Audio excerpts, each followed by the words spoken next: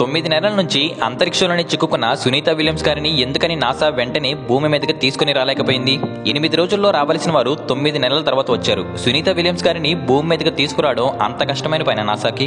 1969లోనే భూమి నుంచి చంద్రుడి మీదకి వెళ్లి క్షేమంగా మళ్ళీ నీల్ ఆర్మ్స్ట్రాంగ్ ని అపోలో 11 ద్వారా సేఫ్ గా తీసుకువచ్చిన నాసా ఇన్ని సంవత్సరాల తర్వాత టెక్నాలజీ ఇంత అడ్వాన్స్డ్ గా మారిన తర్వాత ఎందుకని నాసా సునీత విలియమ్స్ గారిని భూమి మీదకి తీసుకురావడం లేట్ చేశారు?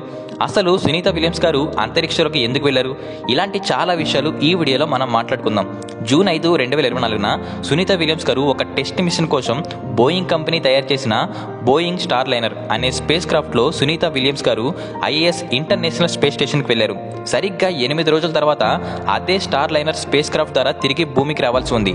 కానీ ఆ స్టార్ లైనర్ లో ఏదో థ్రస్టర్ ఇష్యూస్, హీలియం లీకేజ్ ఉండడం గుర్తించిన పరిశోధకులు సో ఇలాంటి ఇష్యూ ఉన్న స్పేస్ క్రాఫ్ట్ ద్వారా సునీత విలియమ్స్ గారిని తిరిగి పంపించడం సేఫ్ కాదని భావించిన నాసా సునీత విలియమ్స్ గారిని అక్కడే ఉంచి ఓన్లీ ఆ స్టార్ లైనర్లు మాత్రమే భూమి మీదకి తిరిగి వచ్చింది.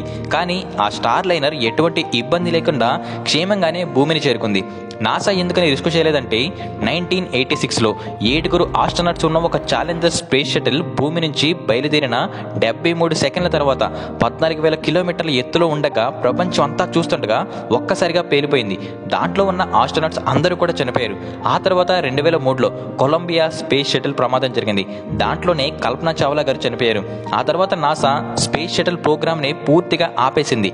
ఈ 2 సంఘటనలు ఏవైతే ఉన్నాయో వాటిని ఆలోచించే నాసా స్పేస్ స్టేషన్ నుంచి సునీత విలియమ్స్ గారిని తిరిగి తీసుకురావడానికి చాలా సమయం అయితే తీసుకున్నారు. నాసా ఇప్పటి వరకు 133 స్పేస్ మిషన్లను కండక్ట్ చేసింది. 2011 నుంచి నాసా ఆస్ట్రోనట్స్ ని స్పేస్ స్టేషన్లోకి వారి యొక్క సొంత ఎయిర్ క్రాఫ్ట్ ద్వారా పంపడం పూర్తిగా ఆపేసింది. అయితే వారి యొక్క ఆస్ట్రోనట్స్ ని సొంత ఎయిర్ క్రాఫ్ట్ ద్వారా కాకుండా ప్రైవేట్ కంపెనీలకు కాంట్రాక్ట్ ఇచ్చి పంపడం మొదలుపెట్టింది. సేఫ్టీ అండ్ సెక్యూరిటీని ఆలోచించిన నాసా 2 పెద్ద కంపెనీలకు ఈ కాంట్రాక్ట్ ని ఇచ్చింది. అదే స్పేస్ ఎక్స్, బోయింగ్ కంపెనీ తయారు చేసిన స్టార్ లైనర్ ద్వారానే సునీత విలియమ్స్ గారు ఐఏఎస్కి వెళ్లారు. తిరిగి రావడానికి దానిలో లోపాన్ని గుర్తించి అక్కడే ఆగిపోయారు. 2003 1886 సంఘటనలను అనుభవం చూసిన నాసా ఆస్ట్రోనట్స్ ని తిరిగి భూమికి తీసుకురావడం గురించి చాలా అంటే చాలా ఫోకస్ గా జాగ్రత్తగా యాక్షన్స్ తీసుకోవడం మొదలుపెట్టారు. అందుకోసమే రిస్క్ అనేది చేయలేదు.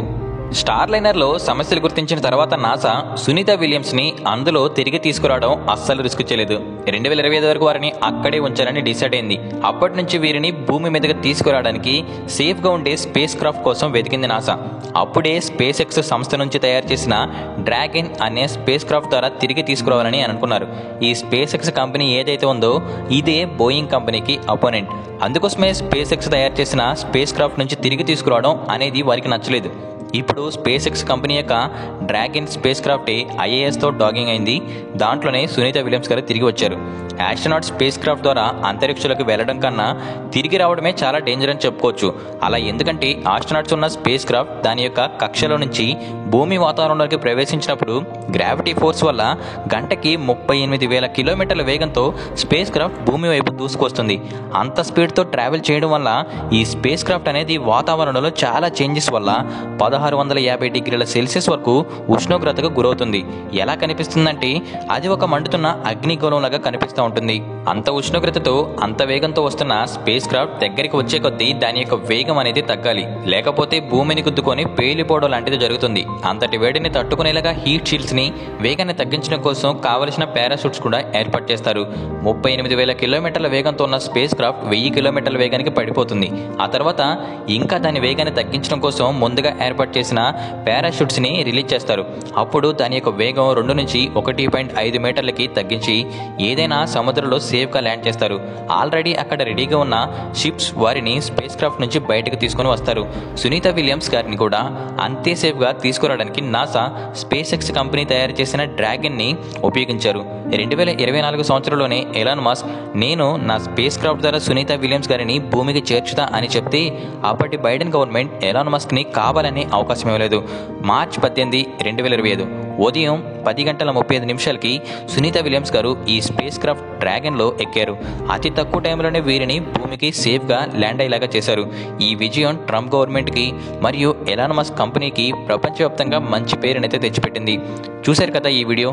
నా ఎక్స్ప్లెనేషన్ కనుక మీకు నచ్చితే ఇప్పుడే వీడియోకి ఒక లైక్ చేయండి. ఇలాంటి మరిన్ని వీడియోల కోసం ఇప్పుడే మన ఛానల్ని సబ్స్క్రైబ్ చేయండి.